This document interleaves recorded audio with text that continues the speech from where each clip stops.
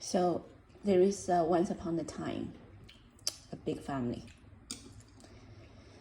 and the mom has many beautiful children. Some children are more talented than others. Some children are more good looking than others, right? So they are different. Okay.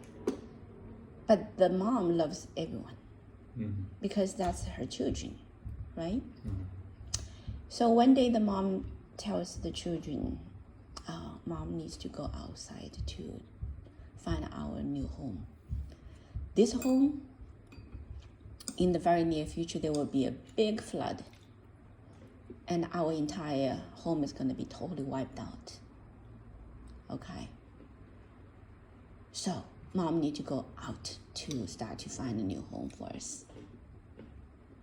Okay. So children, don't forget, when mom is not here, these are the rules to make sure you will live here all good. Mom has gonna have enough food for you. Mom gonna give you enough clothes. Mom gonna give you everything necessary to live until I come back. Right? But remember, when mom is not here, you guys need to be good. And here are the principles that you need to follow. Okay, the first highest family member, elder, right? My biggest son, I give you assignment. You need to do this and that, right? Second son, I give you the assignment. You need to this and that, right? Okay, every child, listen, mom has assigned you all the important work when mom is away. And this is how you're gonna work with each other harmoniously and make sure that you keep the house clean, organized, and you take care of each other and love each other. Okay? So mom made sure that the children have everything they need. And they also all were given the role to play and how to interact with each other until the time when mom comes back, after mom have a new home for all the children. Right? So mom left. Now mom left to eventually build a new home. And that new home is so glorious, so beautiful, right? And the children left behind at the old home, they started to follow mom's instruction, right? They first remembered mom's instruction, and they all did really well, very good. And then mom didn't come back, so they, have marriage, right? Then they have children, right? So the population of the family become bigger. And then the second generation, the parents also tells them, listen, we are here to wait for your grandmother to come home. She's building a new home for us. Our old home is gonna very soon finish, dangerous. But we need to be good, right? So the second generation continue to be good, right? And this goes on one generation after another, and the family become bigger and bigger and bigger, right? But throughout all those generations, some children or grandchildren started to say, we don't know whether she's going to ever come back. We don't know how long we're going to have to wait, And we need to do this way. And this is the best for our family. And then another person said, no, this is not the best. According to my understanding, this is the best, right? So they get into conflict, right? And eventually, you start to have conflicts, group between group, Keep on going. And eventually, people all forget. Because it's been too long. People say, there is no such thing as a grandma. And great-great-grandma, our ancestor, You know, we don't believe there is something like that. We think that we come from monkeys, right? We think that there is no such thing as, powerful protectors. So, like today, people say there is no God, right? There is no creator, right? So human beings' relationship with the creator, I'm using this story as an analogy to tell you that our creator created all lives. And our creator created all the lives for the purpose of one day when the old universe is going to be destroyed, our creator will bring all the children in the old universe to a new home, right? So then at the time when our creator already prepared the home, it's all set. Our creator will come back to the children and say, time to go, right? Then the children say, I don't know who you are, right? Some of them, I don't believe you. I'm not going. That's the choice,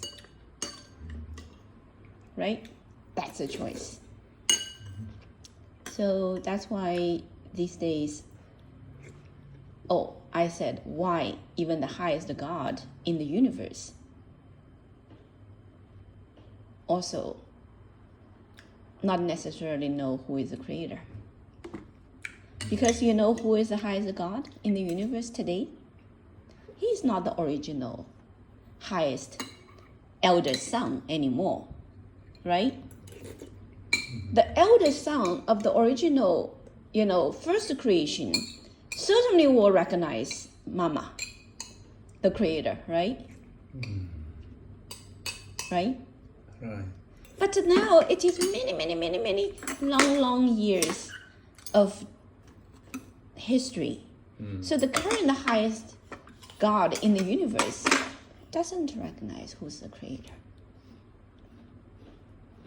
So now all the gods in the universe, it's all up to them to decide whether they want to enter the new universe or not. And our creator gave all lives in the universe equal free will. That's a fundamental principle. In the universe, it's called free will. Our creator created all lives, right? All lives are created equally. Okay? The love is equal. And it never change. Yeah. Okay. So it's fair. And throughout this long history, our creator tried all means to deliver the messages back to the children. To be good, right?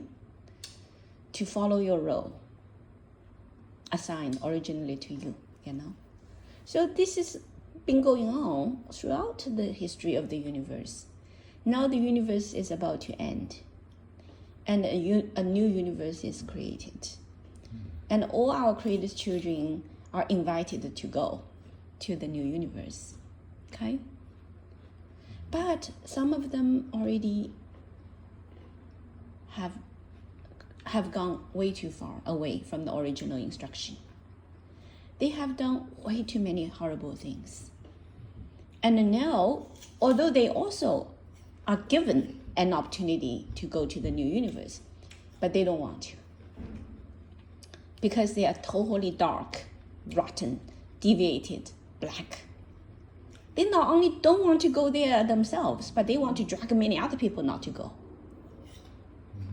Okay. So Jiang Zemin, right? I told you. Jiang Zemin, he knows that Master Li is a great, great teacher. And he saw how Master Li started from one person, no money, no power, no fame, no nothing. One individual came out to teach a mind-body practice called Qigong, right? Qigong was very popular in China. Many different Qigong masters. They came out in 1970s. So when Dr. Wang was a little girl, Dr. Wang's father was very busy practicing Qigong. So Dr. Wang knew Qigong as a little girl, in the elementary school. Dr. Wang's father was always practicing Qigong big time. And everybody was practicing Qigong at the time, 1970s. So Chinese people know Qigong for a long time. And the Chinese people know Qigong is very interesting. It's not like anything else because when people practice Qigong, they experience something about their body that is so miraculous. Right? So a lot of people know Qigong is very kind of miraculous, But they also know that some Qigong practitioners go crazy and doing strange things, right? A lot of people don't know what Qigong truly is all about, but it's very interesting. And there are powerful Qigong masters that can do a lot of things that are what not human beings regular can do. You know what I mean? So that was pretty much what the Chinese people know about Qigong. So the time when Master Li came out, May 13th, 1992, China had lots and lots of Qigong master again, all came out, busy. All kinds of Qigong masters. Some people deliver some tea. Oh, drink it, your disease will be healed, right? And sure enough, they drink some tea and disease is healed, Some Qigong masters goes, do surgery on this man and he will not feel any pain. So the person can have open chest surgery without any pain when the Qigong master was by the side. And that was recorded too. Okay. Some Qigong masters exhibit great ability to see and hear things that normal human being cannot see and hear, right? And so, for example, this is all the stories about Qigong was spreading all over China. 1992, every household was excited about Qigong. 1992, Dr. Wang got her PhD degree. 1992? Yeah. Dr. Wang came to America in 1988, August 24.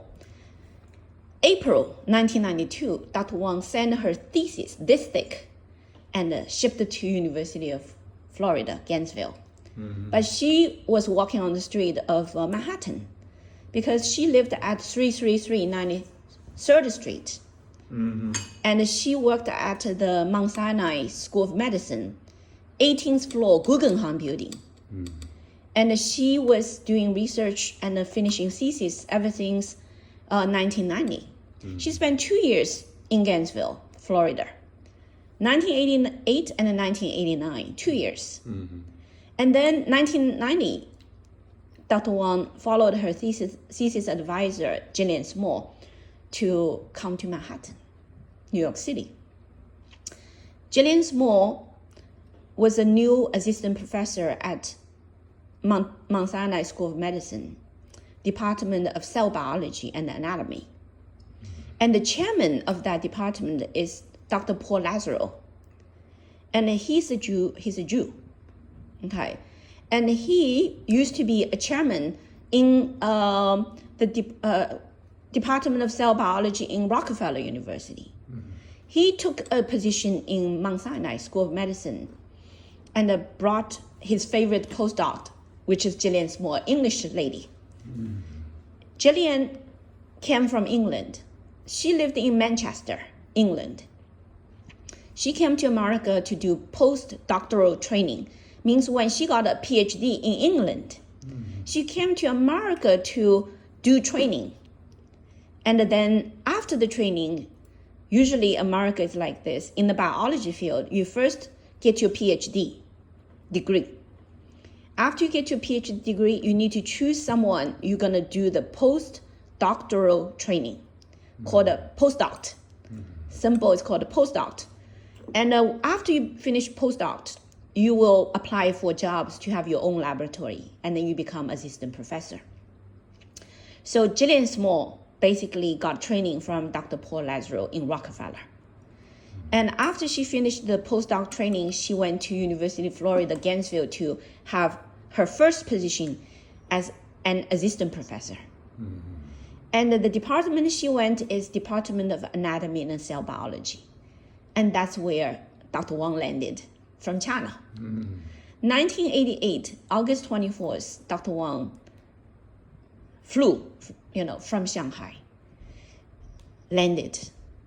I think she left Shanghai most likely 2 days before, but she landed in Orlando Airport on August 24th, 1988. Dr. Wang started to, be the PhD student in University of Florida, Department of Anatomy and Cell Biology. And Jillian Small was recruited also by the Department of Anatomy and Cell Biology in University of Florida immediately after Dr. Wang landed. Okay, so she basically started to set up her lab.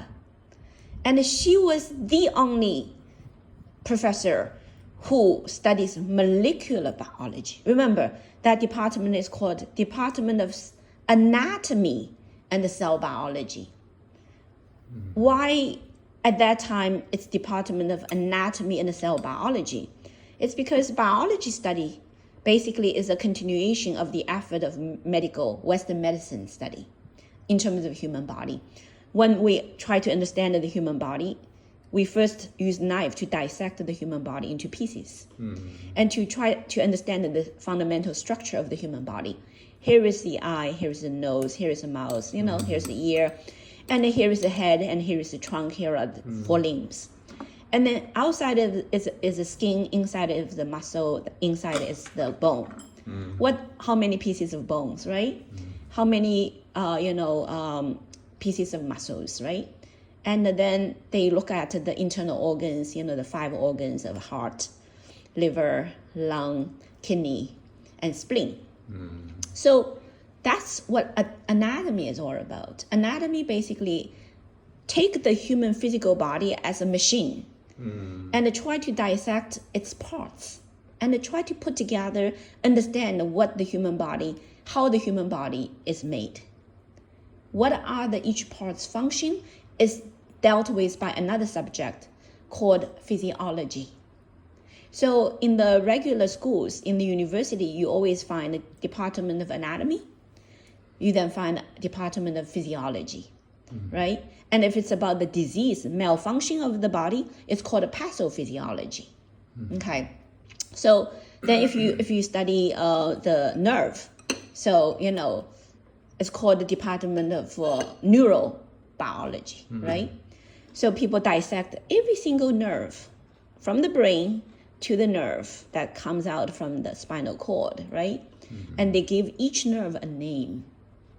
Okay, so it's all detailed in the modern life science of the modern time. Basically, the foundation of human life science is the anatomy. And then people find out that the organs and the skin and the bones and the nerves and everything, eventually you further look under the microscope. When you dissect into pieces, you look at them under the microscope. You start to see that they all have this little round unit. It's a circle, And then this is called a cell. So people realize that the building block of every organ is the cell. Now the cells have different shapes and have different functions. So the skin cells have skin cells shape. The bone cells have bone cells shape. Yeah. The blood cell has blood cells shape. The the brain has the brain cells shape, right? So they also have unique functions. So eventually that developed into a new field called, cell biology. It is an area that specifically tries to understand the cell function. So when Dr. Wang entered the modern life science, the stage was anatomy and cell biology. Was everywhere in all over the world, all the universities, they all have a department called anatomy and cell biology. cell biology at the time in 1988 is considered to be the frontier of life science research. That was 1988, okay? But as soon as Dr. Wang entered the Department of Anatomy and Cell Biology, Dr. Gillian Small flew from New York and landed in Gainesville and started a new subject called molecular biology. She brought a molecule as the central focus of study. And Dr. Wang realized that this is what she needs to do thesis with. Entire department, there are very famous professors, very accomplished professors. She didn't choose any of one of them as her thesis advisor. She chose Dr. Gillian Small, who just arrived as a new assistant professor, starting level. Dr. Wang had no concept about authority. She just had an instinct about what's important for her to find a cure of cancer, right? So that's how she started to follow Gillian Small as a graduate student. Gillian Small had only one graduate student. That was Dr. Wang. Because she just arrived in the, a new department and just started her laboratory, right? And then Dr. Paul Lazario told Gillian, now I'm the new chairman of Department of Cell Biology and Anatomy in Mount Sinai School of Medicine. Please come back to New York. So Gillian quit her position in University of Florida, Gainesville, and relocated her lab straight back to Mount Sinai. Come back to New York. Only half a year. She only go there to get Dr. Wang. That's very obvious, So Dr. Wang followed Gillian and arrived in New York City in the summer of 1990. And Dr. Wang started to do thesis in Dr. Gillian Small's laboratory and start to study the most frontier life science phenomena. The phenomena that Dr. Wang was trying to dissect is very, very different from anybody at the time in the old field of anatomy and cell biology. It goes straight into the brain of the cell, Yeah.